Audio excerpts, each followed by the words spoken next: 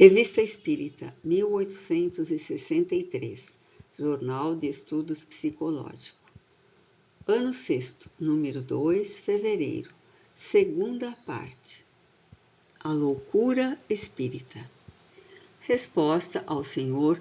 Birlet de Lyon. O Folhetim Presse, de 8 de janeiro de 1863, estampa o artigo seguinte, extraído do Salut Public de Lyon, e que a Girondin de Bordeaux apressou-se em reproduzir, acreditando tirar sorte grande contra o espiritismo. Ciências.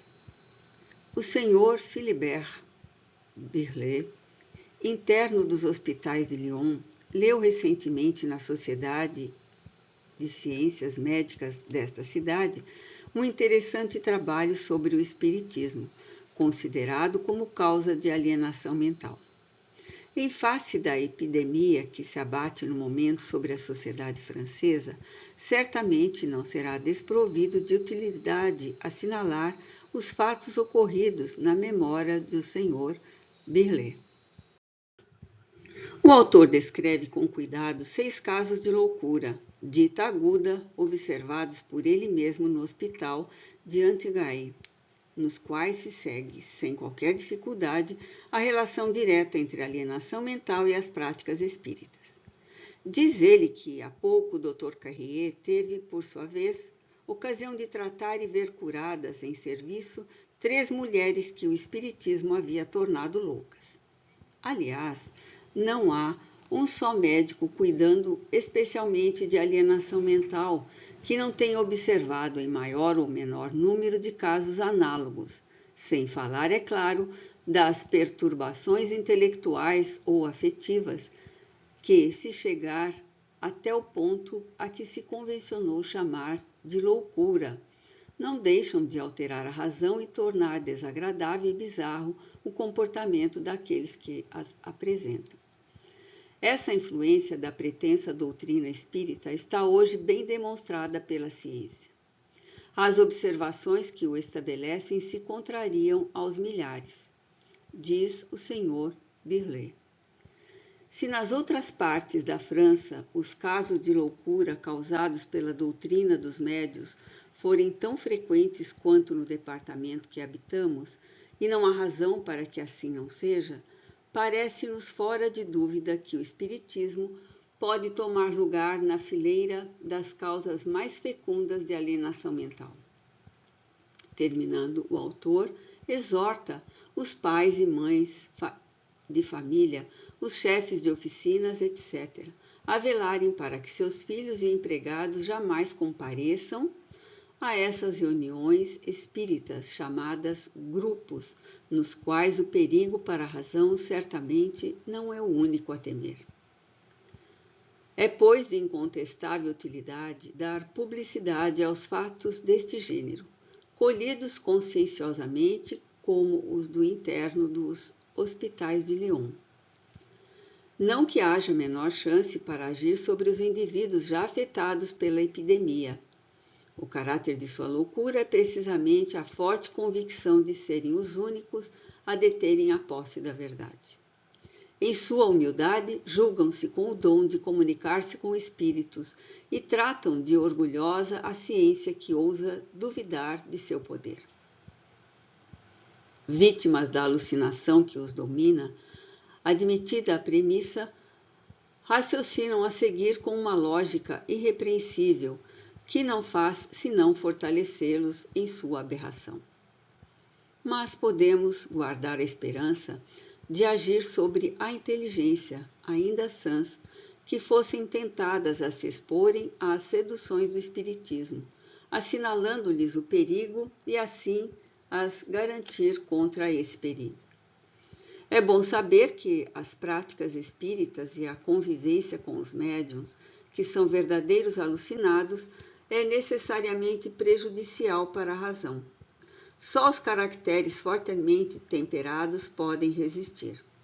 Os outros aí sempre deixam uma parte, maior ou menor, do seu bom senso. A. Sanson. Este artigo pode fazer concorrência com os sermões relatados no artigo precedente. Nele se pode ver, se não uma concordância de origem, ao menos idêntica intenção, a de levantar a opinião contra o espiritismo, por meios onde se manifesta a mesma boa-fé ou a mesma ignorância das coisas. Notai a gradação seguida pelos ataques desde o famoso e desastrado artigo da Gazette de Lyon, vide Revista Espírita do mês de outubro de 1860. Então não passava de um gracejo vulgar em que os operários daquela cidade eram humilhados, ridicularizados e sua profissão menosprezada. Não era com efeito notável falta de habilidade lançar o desprezo sobre trabalhadores e os instrumentos que fazem a prosperidade de uma cidade como Lyon? A partir de então, a agressão tomou outro caráter. Vendo a impotência do ridículo e não podendo deixar de constatar o terreno ganho diariamente pelas ideias espíritas, ela o toma num tom mais lamentável. É em nome da humanidade, em face da epidemia que se abate no momento sobre a sociedade francesa, que vem assinalar os perigos dessa pretensa doutrina que torna desagradável e bizarro o comportamento daqueles que a professam. Cumprimento pouco lisonjeiro para as senhoras de todas as classes, mesmo para as princesas que creem nos espíritos.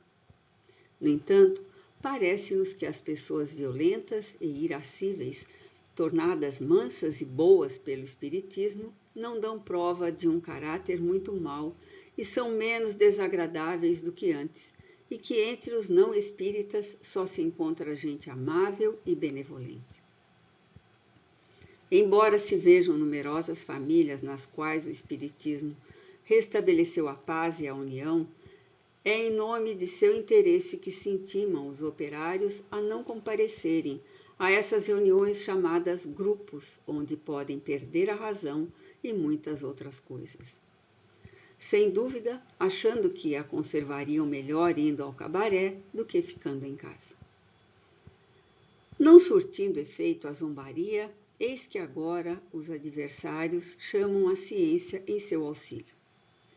Não mais a ciência trocista, representada pelo másculo estalante do senhor Joubert de Lamballe, vide Revista Espírita de junho de 1859. Mas a ciência séria, condenando o espiritismo tão gravemente quanto outrora condenou a aplicação do vapor à marinha e tantas outras utopias que, mais tarde, tiveram a fraqueza de tomar como verdades. E qual é o seu representante nesta grave questão? O Instituto de França? Não é o senhor Philibert Birlet, interno dos hospitais de Lyon, isto é, estudante de medicina, que faz suas primeiras armas lançando uma memória contra o espiritismo. Ele falou, e por causa dele, do senhor Sanson, da Presse, a ciência deu a sua sentença que provavelmente não será inapelável como a dos doutores que condenaram a teoria de Harvey sobre a circulação do sangue, lançando sobre seu autor libelos e diatribes mais ou menos virulentos e grosseiros. Dicionário das Origens. Seja dito entre parênteses, um trabalho curioso a fazer seria uma monografia dos erros dos cientistas. Diz o senhor Birlet ter observado 6 casos de loucura aguda produzida pelo espiritismo.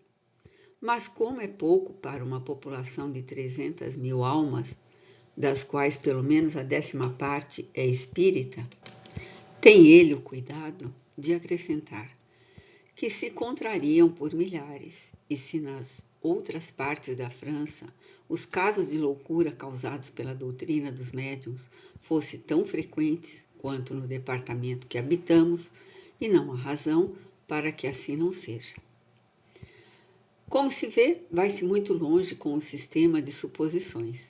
Pois bem, vamos mais longe que ele e diremos, não por hipótese, mas por afirmação que, num tempo dado, só se encontrarão loucos entre os espíritas.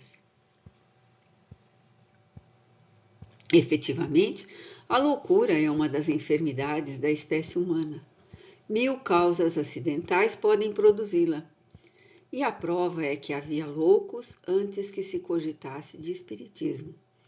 E nem todos os loucos são espíritas. O Sr. Birlet há de convir conosco sobre este ponto. Em todos os tempos houve loucos e os haverá sempre. Assim, se todos os habitantes de Lyon fossem espíritas, só se encontrariam loucos entre os espíritas. Absolutamente, como numa região inteiramente católica, só haveria loucos entre os católicos. Observando a marcha da doutrina de alguns anos para cá, poderíamos até certo ponto prever o tempo necessário para isso. Não falemos senão do presente. Os loucos falam do que os preocupa. É bem certo que aquele que jamais tivesse ouvido falar de espiritismo não falaria dele. Ao passo que, em caso contrário, dele falará como falaria de religião, de amor, etc. Seja qual for a loucura, o número de loucos falando de espíritos aumentará naturalmente com o número de adeptos. A questão é saber se o espiritismo é uma causa eficiente de loucura. O Sr. Birlet o afirma do alto de sua autoridade de interno, dizendo que esta influência é hoje bem demonstrada pela ciência. Daí, exaltado, faz apelo aos rigores da autoridade, como se uma autoridade qualquer pudesse impedir o curso de uma ideia, e sem pensar que as ideias somente são propagadas sob o império da perseguição. Toma sua opinião e a de alguns homens que pensam como ele por decretos da ciência? Parece ignorar que o espiritismo contra suas fileiras grandes números de médicos distintos, que muitos grupos e sociedades são presididos por médicos que também eles são homens de ciência e que chegam a conclusões inteiramente contrárias às suas. Quem, pois, tem razão? Ele ou os outros? Neste conflito entre a afirmação e a negação, quem dará a última palavra? O tempo, a opinião, a consciência da maioria e a própria ciência que se renderá à evidência, como já o fez em outras circunstâncias. Diremos ao Sr. Birlet, é contra os mais elementares preceitos da lógica deduzir uma consequência geral de alguns fatos isolados e que outros fatos podem dar um desmentido. Para apoiar vossa tese, seria preciso outro trabalho, diferente do que fizestes. Dissestes haver observado 6 casos. Creio em vossa palavra. Mas que é que isso prova? Tivesseis observado o dobro ou o triplo, e não provaríeis mais, considerando-se que o total de loucos não ultrapassou a média. Suponhamos a média de 1000 para nos servirmos de um número redondo. Sendo sempre as mesmas as causas habituais da loucura, se o espiritismo a pode provocar, é uma causa a mais a juntar às outras e que deve aumentar a cifra da média. Se desde a introdução das ideias espíritas de 1000 essa média tivesse alcançado 1200, por exemplo, e a diferença fosse precisamente a dos casos de loucura espírita, a questão mudaria de figura. Mas enquanto não for provado que, sob a influência do espiritismo, a média dos alienados aumentou, a amostragem de alguns casos isolados nada prova, a não ser a intenção de lançar descrédito sobre as ideias espíritas e de intimidar a opinião. No estado atual das coisas, resta mesmo conhecer o valor dos casos isolados que se põe à frente e saber se de todo alienado que fala dos espíritos deve sua loucura ao espiritismo. Mas, para isso, seria necessário um juiz imparcial e desinteressado. Suponhamos que o Sr. Birlet fique louco, o que lhe pode acontecer como a qualquer outro. Quem sabe? Antes mesmo que a um outro talvez. Haveria algo de admirável de preocupado com a ideia que combateu, dela falasse em sua demência? Deveria daí concluir-se que foi a crença nos espíritos que o enlouqueceu? Poderíamos citar vários casos dos quais faz-se muito ruído e nos quais ficou provado que os indivíduos se tinham ocupado pouco ou nada com o espiritismo, ou tinham tido ataques de loucura bem característicos muito anteriores. A isto devem juntar-se os casos de obsessão e subjugação, que se confundem com a loucura e são tratados como tal, com grande prejuízo da saúde das pessoas afetadas, como explicamos em nossos artigos sobre Morzine. À primeira vista, são os únicos que poderiam ser atribuídos ao espiritismo, não obstante esteja provado que se encontram em grande número de indivíduos que a ele são os mais estranhos e que, pela ignorância da causa, são tratados erroneamente. É realmente curioso ver certos adversários que não creem nos espíritos nem em suas manifestações, pretendendo seja o espiritismo uma causa de loucura. Se os espíritos não existissem, ou se não podem comunicar-se com os homens, todas essas crenças são quimeras, que nada têm de real. Perguntamos então, como pode o nada produzir alguma coisa? É a ideia, dirão eles. Esta ideia é falsa. Ora, todo homem que professa uma ideia falsa desarrasou-a. Que ideia é esta tão funesta razão? Ei-la.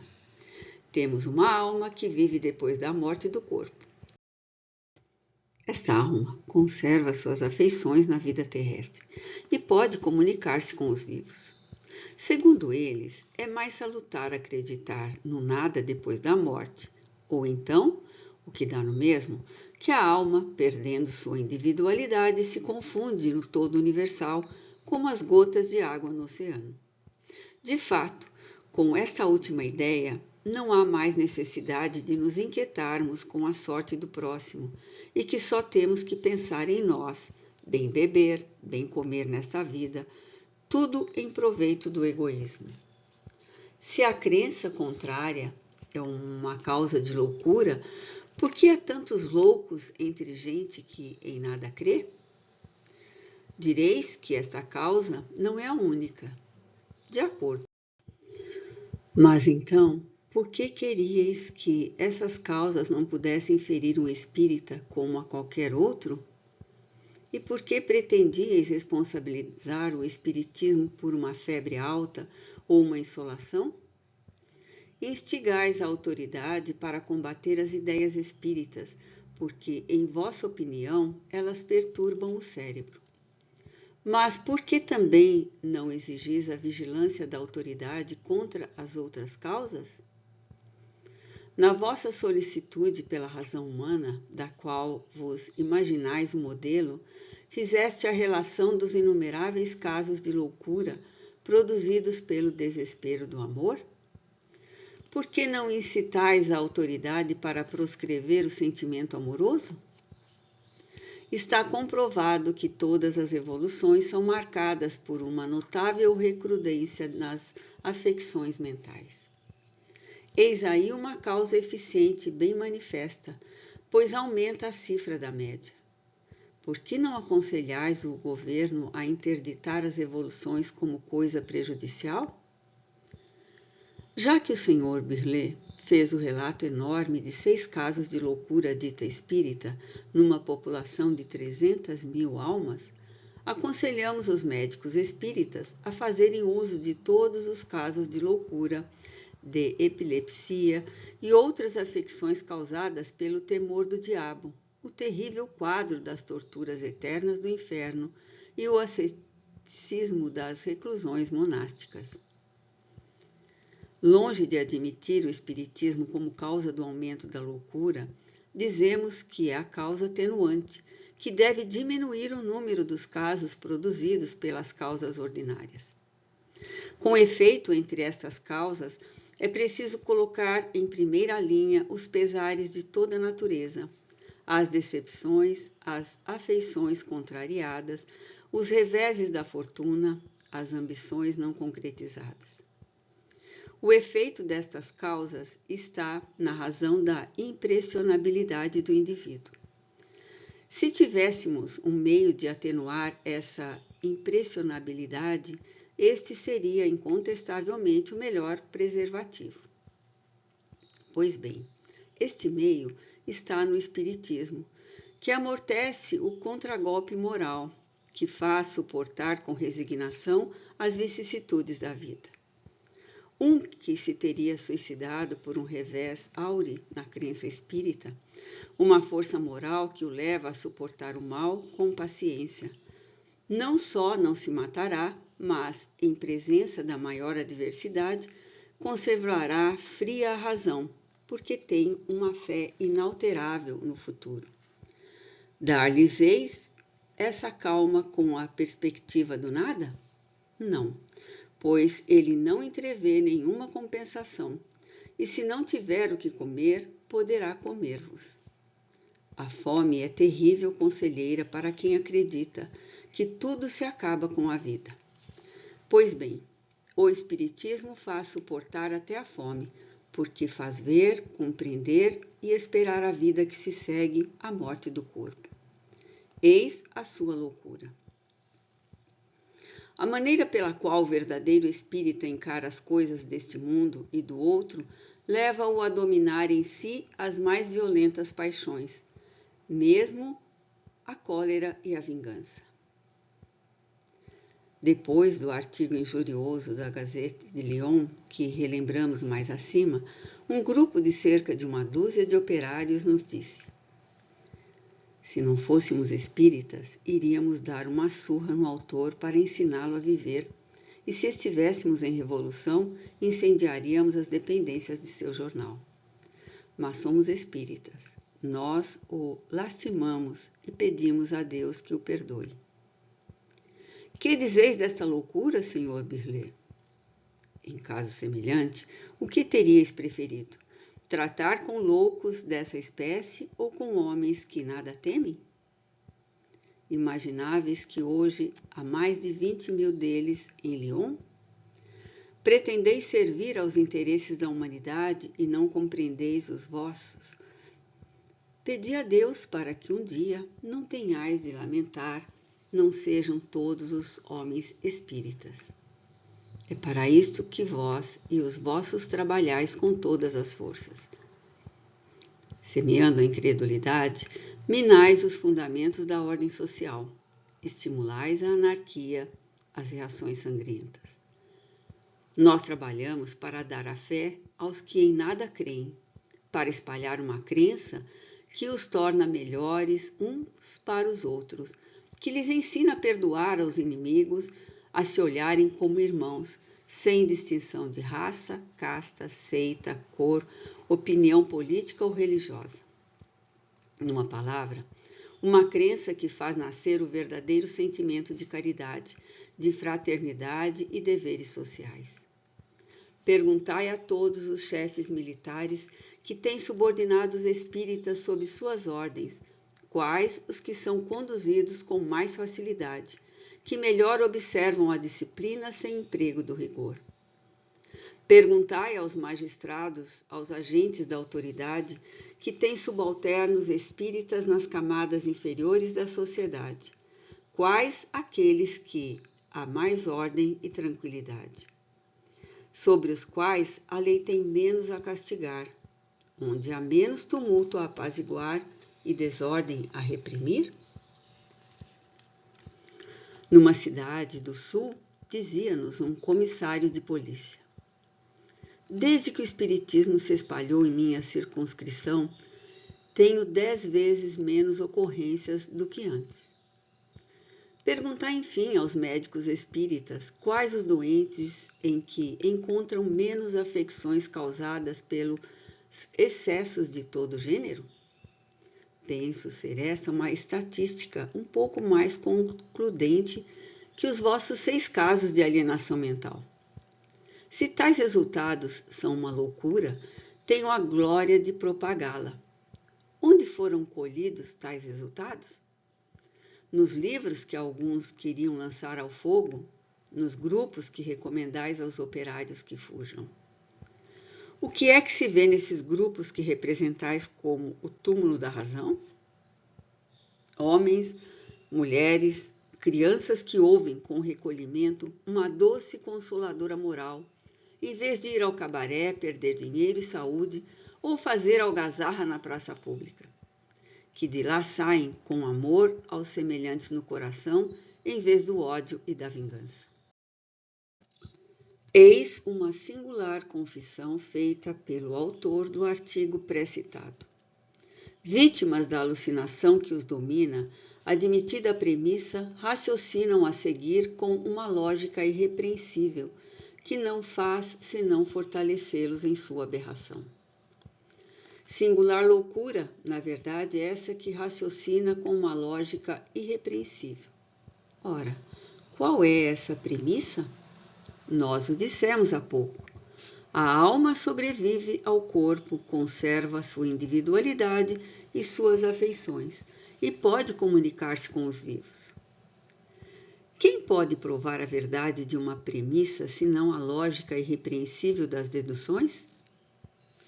Quem diz irrepreensível, diz inatacável e irrefutável. Assim, se as deduções de uma premissa são inatacáveis, é que satisfazem a tudo que nada se lhe pode opor. Se, pois, essas deduções são verdadeiras, é que a premissa é verdadeira, pois a verdade não pode ter por princípio o erro. De um princípio falso, sem dúvida, podemos deduzir consequências aparentemente lógicas, mas será uma lógica aparente, isto é, sofismas, e não uma lógica irrepreensível, pois deixará sempre uma porta aberta à refutação. A primeira lógica é a que satisfaz plenamente a razão. Não pode ser contestada. A falsa lógica não passa de falso raciocínio, sempre incontestável. O que caracteriza as deduções de nossa premissa é que, em primeiro lugar, o serem baseadas na observação dos fatos. Em segundo lugar, por explicarem de maneira racional o que sem isto seria inexplicável. Substitui a nossa premissa pela negação e vos chocareis a cada passo contra dificuldades insolúveis. A teoria espírita, dizemos nós, é baseada em fatos, mas sobre milhares de fatos que se repetem todos os dias e que são observados por milhões de pessoas. A vossa, sobre meia dúzia, observados por vós. Eis uma premissa da qual cada um pode tirar a conclusão. Círculo Espírita de Tours. Discurso pronunciado pelo presidente da sessão de abertura. Terça-feira, 12 de novembro de 1862. Senhores, antes de mais nada, devo agradecer aos espíritos protetores da nossa pequena sociedade nascente por me haverem designado para presidi-la. Tratarei de justificar a escolha que me honra, velando escrupulosamente para que os trabalhos de nossas reuniões tenham sempre um caráter sério e moral, objetivo que jamais devemos perder de vista, sob pena de nos expormos a muitas decepções. Que vimos buscar aqui, senhores, longe do tumulto dos negócios mundanos? A ciência de nossos destinos.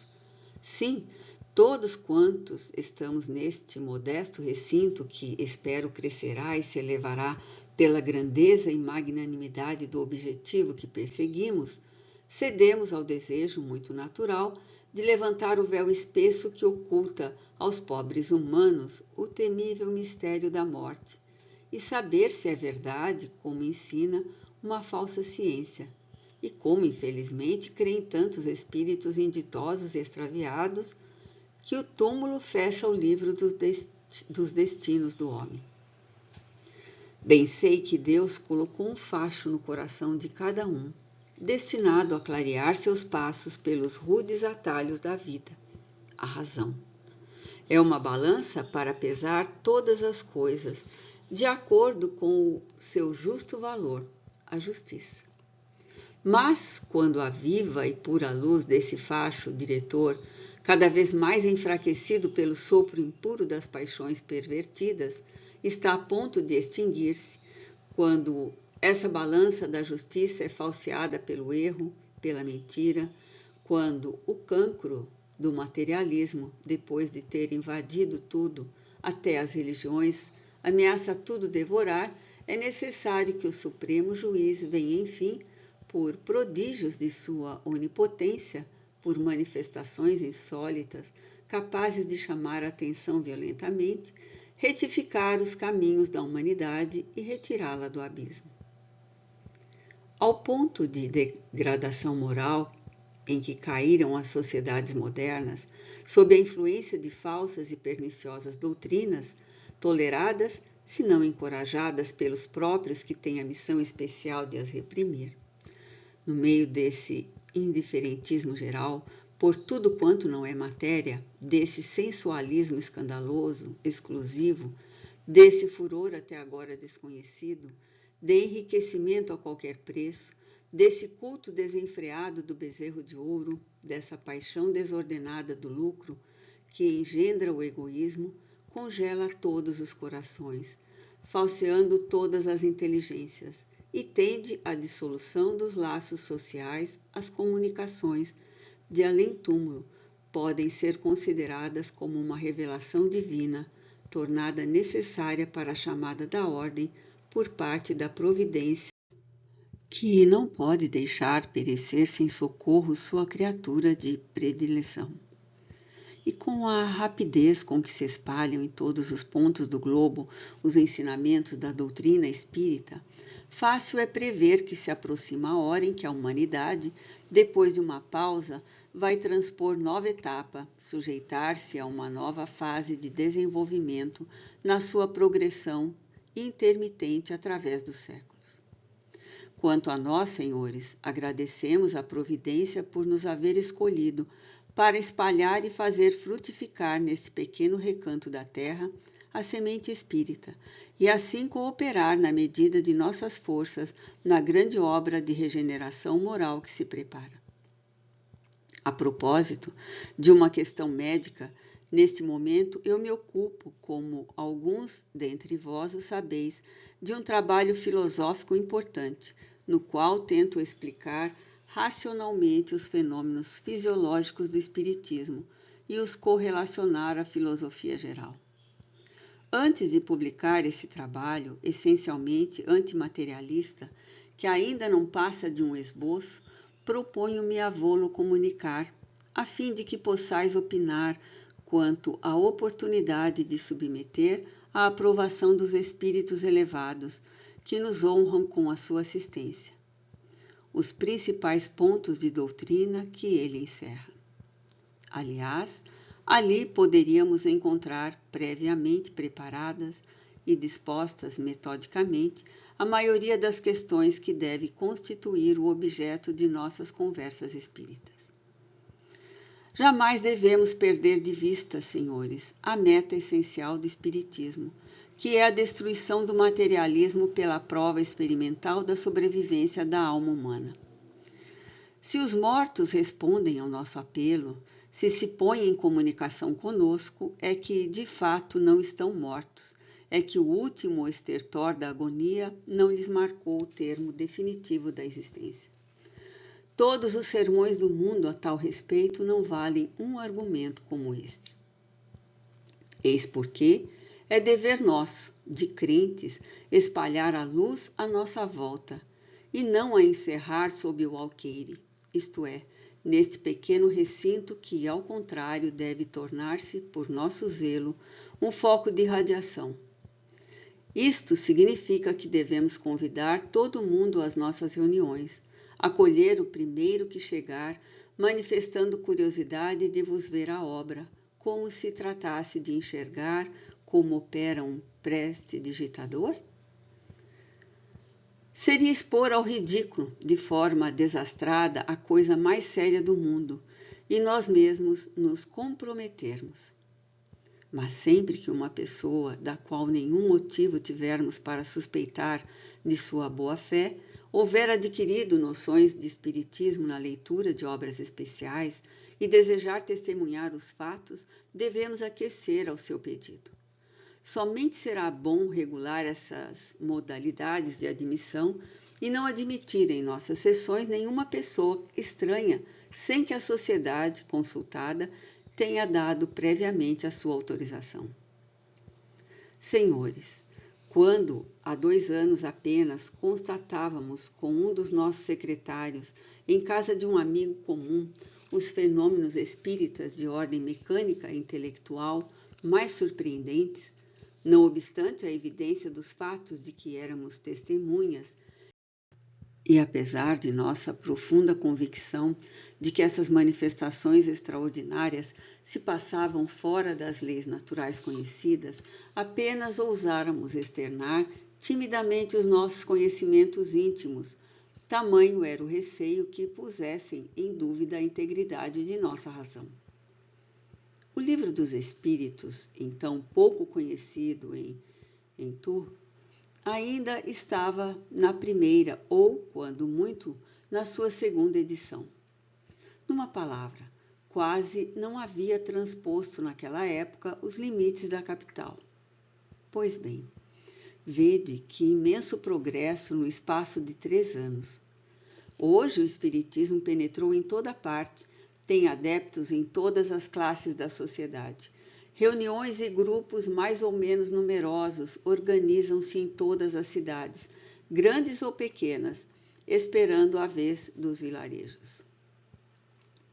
Hoje, as obras espíritas são expostas em todas as livrarias, que têm dificuldades em satisfazer a demanda da clientela ávida de iniciar-se nos grandes mistérios das evocações. Hoje, enfim, vulgarizado, mais ou menos conhecido de todos, o Espiritismo já não é um espantalho, um sinal de reprovação ou de desdém, e podemos corajosamente, sem temor de passar por loucos, confessar a finalidade de nossas reuniões. Podemos desafiar a zombaria e o sarcasmo e dizer aos escarnecedores: antes de nos ridicularizar, dignai-vos ao menos nos contar e pesar. Quanto ao anátema de um partido, consideramos muito frágil seu alcance para nos inquietarmos. Dizem que pactuamos com o diabo. Seja, mas então é preciso convir que nem todos os diabos são maus. Aos seus olhos, o nosso verdadeiro crime é a nossa pretensão, por certo muito legítima, de nos comunicarmos com Deus e seus santos sem a sua intermediação compulsória. Provemos-lhe que, graças aos ensinamentos dos que eles chamam demônios, compreendemos a moral sublime do Evangelho, que se resume no amor de Deus e dos nossos semelhantes, e na caridade universal. Abracemos a humanidade inteira, sem distinção de culto, de raça, de origem e com mais forte razão de família, de fortuna e de condição social. Que saibam que nosso Deus, o Deus dos espíritas, não é um tirano cruel e vingativo, que pune um instante de desvario com torturas eternas, mas um Pai bom e misericordioso, que vela por seus filhos extraviados com uma solicitude incessante, procurando atraí-los a si por uma série de provas destinadas a lavá-los de todas as máculas. Não está escrito que Deus não quer a morte do pecador, mas a sua conversão? Quanto ao mais, nós nos reservamos expressamente aqui, como em toda parte, os direitos imprescritíveis da razão, que deve tudo dominar, tudo julgar em última instância. Não dizemos aos recalcitrantes, conduzindo-os ao pé da fogueira: crê ou morre, mas crê se tua razão o quer. Ainda uma palavra para terminar, senhores, pois não quero abusar de vossa atenção. Não tendo nem podendo ter a instituição de nossa sociedade outro fim, senão a nossa instrução e o nosso melhoramento moral, devemos afastar de nossas sessões com maior cuidado toda questão ligada direta ou indiretamente, seja a pessoas, à política e aos interesses materiais. Estudo do homem em relação ao seu destino futuro. Tal o nosso programa, ao qual jamais devemos renunciar. Chauvet, doutor em medicina. Este discurso é seguido de uma comunicação obtida espontaneamente por um médium da sociedade. Meus amigos, o fim de vossa sociedade e de vós instruirdes e de reconduzir o homem transviado à luz, há tanto tempo obscurecida pelas trevas que reinam neste século. Não deveis olhar esta instrução como vindo esclarecer-vos sobre questões de direito ou de ciência. Ela vem simplesmente vos predispor a entrar na nova via de regeneração que deveis percorrer sem medo, pondo vossa confiança nas instruções que recebeis. Nada deveis temer, porque Deus vela pelo homem que faz o bem e não o abandona. Eu vos ouvi discutir a propósito de um artigo do regulamento sobre a admissão de pessoas estranhas à vossa sociedade. Escutai um pouco os conselhos de um amigo, ou antes de um irmão que vos fala, não da boca, mas do coração, não materialmente, mas espiritualmente, porque crede-o quando transpus para vir a vós todos os degraus dos espíritos impuros. O espaço a percorrer não me pareceu penoso, pois vi o vosso coração animado de sentimentos do bem. Quando uma pessoa estranha pedir para assistir às vossas reuniões, antes de admiti-la, fazei-a vir em particular ao vosso gabinete. E na conversa, sondai os seus sentimentos e vede se está instruída na nova doutrina. Se nela descobrirde os desejos do bem e não simples curiosidade, se vem animada de intenções sérias, então podeis admiti-la sem receio. Mas repeli quem quer que venha com o pensamento de perturbar as sessões e desprezar os vossos ensinos. Pensai também que os espiões se insinuam por toda parte. O próprio Jesus teve os seus. Se alguém se apresenta dizendo-se espírita ou médium, não o recebais sem saber com quem estáis tratando. Não ignorais que existem médiuns cheios de frivolidades e de orgulho, e que por isso mesmo só atraem espíritos levianos. Disse muitas vezes, cada ovelha com sua parelha. Um verdadeiro espírita não deve ter outro sentimento, senão o do bem e da caridade, sem o que não pode ser assistido pelos espíritos esclarecidos. Por certo, a perda de um médium pode deixar um vazio entre vós, mas por isso não se deve crer que não tereis mais instruções nossas. Estaremos sempre prontos a vir assistir-vos nos vossos trabalhos enquanto Deus o permitir. Se um bom médium vos é tirado, é que certamente Deus o destina a outra missão que julga mais útil. Quem sabe o que o espera? Há coisas que o homem não pode compreender e que, no entanto, precisa aceitar. O caminho que ides percorrer, meus amigos, é difícil de subir, mas com a ajuda dos vossos irmãos que estão acima de vós, conseguireis. Em outra oportunidade, espero vos instruir sobre questões mais graves. Fénelon. Variedades. Cura por um espírito. Recebemos várias cartas que comprovam a excelente aplicação do remédio indicado na Revista Espírita de novembro de 1862. Ver também a errata do mês de dezembro, cuja receita foi dada por um espírito. Um oficial de cavalaria nos disse que o farmacêutico de seu regime teve o cuidado de prepará-la para os casos muito frequentes de acidentes causados pelos coices dados pelos cavalos. Sabemos que outros farmacêuticos fizeram o mesmo em certas cidades. A propósito da origem do remédio, um de nossos assinantes de Anreloa transmite-nos o seguinte fato de seu conhecimento. Otusel, 6 de novembro de 1862. Um carregador chamado Paquini, que reside numa comuna próxima, veio ver-me há um mês andando de muletas. Admirado de o ver assim, indaguei do acidente.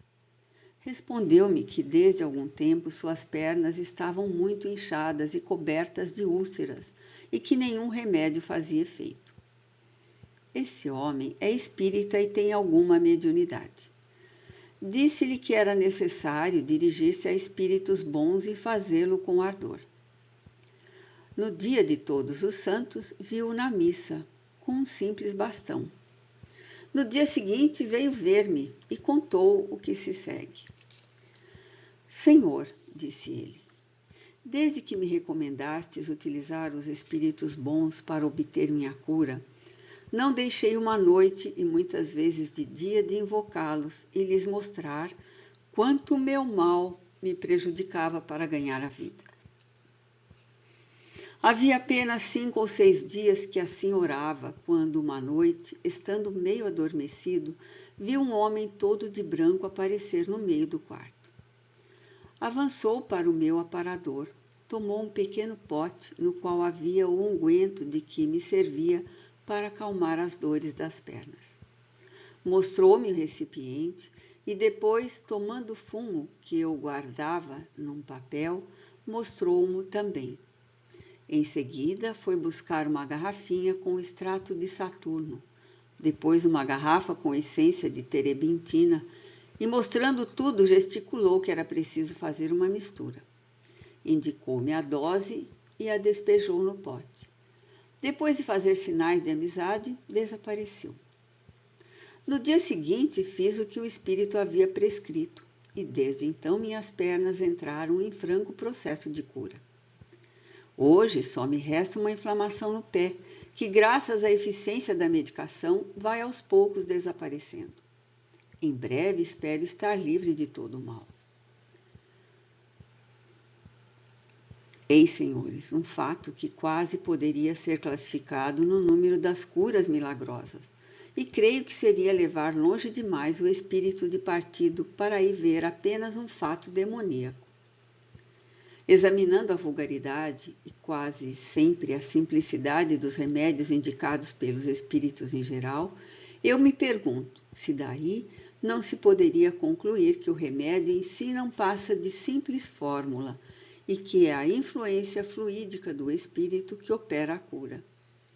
Penso que esta questão poderia ser estudada. L.D. Tarragum. A última questão não nos parece duvidosa, sobretudo quando se conhecem as propriedades que a ação magnética pode dar às substâncias mais benignas, a água, por exemplo. Ora, como os espíritos também magnetizam, certamente podem dar, conforme as circunstâncias, propriedades curativas a certas substâncias. Se o Espiritismo nos revela todo um mundo de seres que pensam e agem, revela-nos também forças materiais desconhecidas que a ciência um dia aproveitará. Dissertações Espíritas. Paz aos homens de boa vontade. Poitiers. Reunião preparatória de operários espíritas.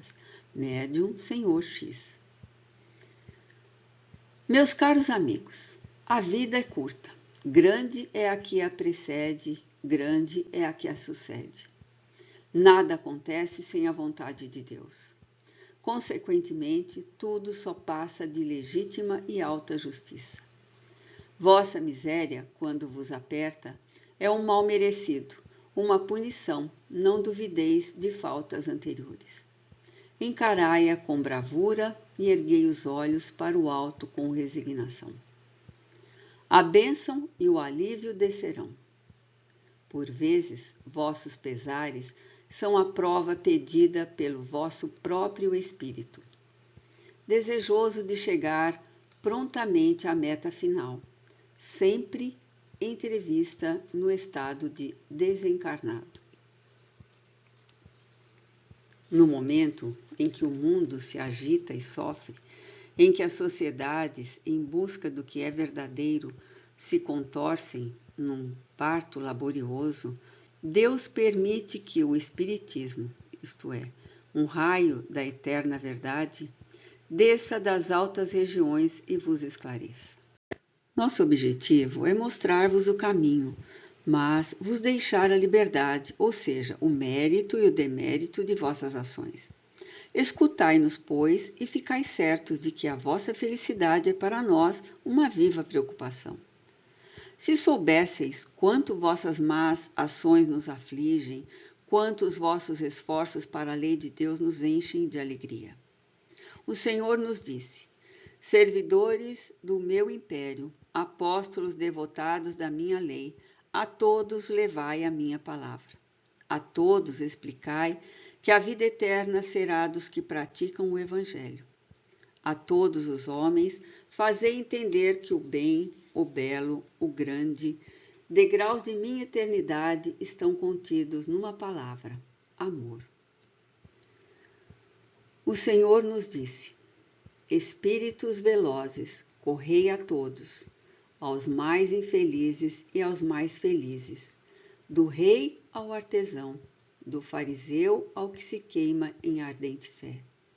E nós vamos a todos os lados e gritamos: aos infelizes, resignação; aos felizes, caridade, humildade; aos reis, amor aos povos; ao artesão, respeito à lei. Meus amigos, no dia em que fizerem mais que nos escutar, isto é, no dia em que praticarem nossos preceitos, não mais egoísmo, não mais inveja. Partindo daí, não mais misérias, não mais esse luxo, que é o verme que corrói a sociedade e a enfraquece. Não mais esses erros morais que perturbam as consciências. Não mais revoluções, não mais sangue. Não mais esse triste preconceito que fez com que as famílias principescas acreditassem que o povo era coisa sua e que elas eram de outro sangue. Não mais nada, senão a felicidade. Vossos governos serão bons, porque governantes e governados serão aproveitados do Espiritismo. A ciência e as artes, levadas nas asas da divina caridade, elevar-se-ão a uma altura que não suspeitais. Vosso clima, saneado pelos trabalhos agrícolas, vossas colheitas mais abundantes, essas palavras tão profundas de igualdade e fraternidade, enfim, interpretadas sem nenhum sonho a despojar aquele que possui.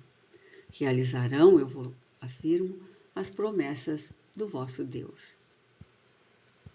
Paz, disse o seu Cristo, aos homens de boa vontade. Não obtivestes a paz porque não tivestes a boa vontade. A boa vontade, tanto para os pobres quanto para os ricos, chama-se caridade. Há caridade moral como há caridade material, e não a tivestes, e o pobre foi tão culpado quanto o rico. Escutai-me bem, crede e amai. Amai, muito será perdoado a quem muito amou. Crede, a fé transporta montanhas. Prudência e doçura no apostolado novo. Vossa melhor exortação será o bom exemplo. Lamentai os cegos, os que não querem ver a luz. Lamentai, mas não censureis. Orai, meus amigos, e a bênção de Deus será como as vossas almas. O facho da vida irradia, de todos os recantos do horizonte iluminam-se faróis.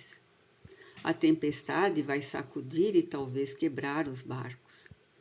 Mas o navegante, que sobre a vaga furiosa olhar sempre o farol, atracará a costa e o Senhor lhe dirá: paz aos homens de boa vontade. Sê bendito, tu que amaste, sê feliz, pois trabalhaste pela felicidade do próximo. Meu filho, a cada um segundo suas obras. F.D. Antigo Magistrado. Poesia espírita: O doente e o médico. Conto dedicado ao senhor redator do Renard de Bordeaux pelo espírito batedor de Carcassonne. Não há como aguentar, doutor, é muito forte, exclamava outro dia o senhor Rochefort. Tomai-me o pulso e vede, estou doente. De uma mania o globo é preso inteiramente. Ele faz crer que Deus perdeu sua função.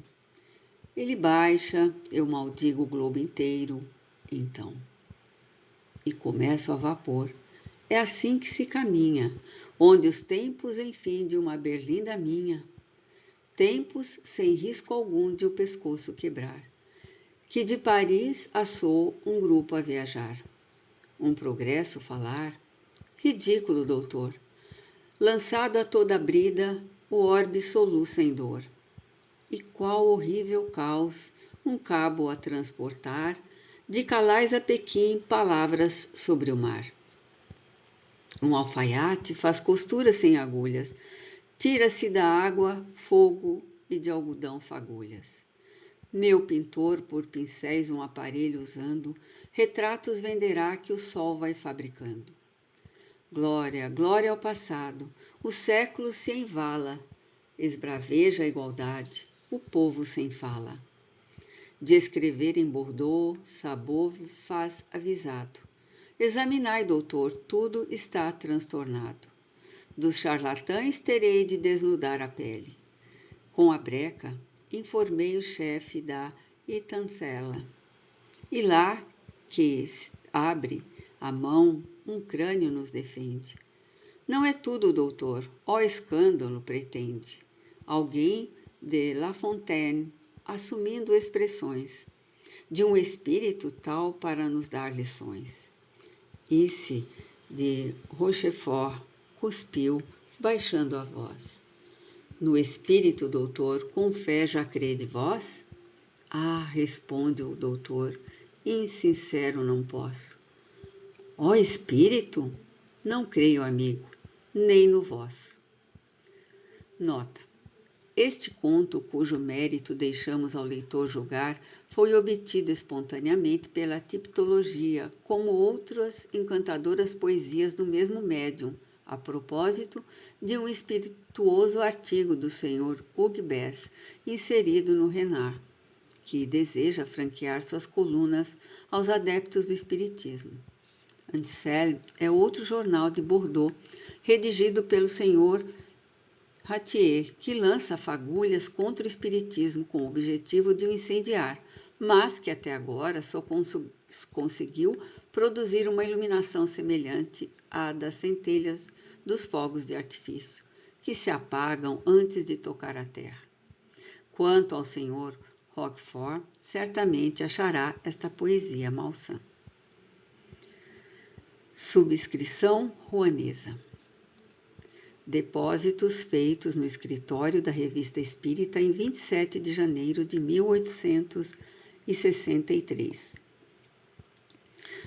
Esse texto aqui, como são só depósitos em nome de quem fez o depósito, eu vou colocar na transcrição do vídeo.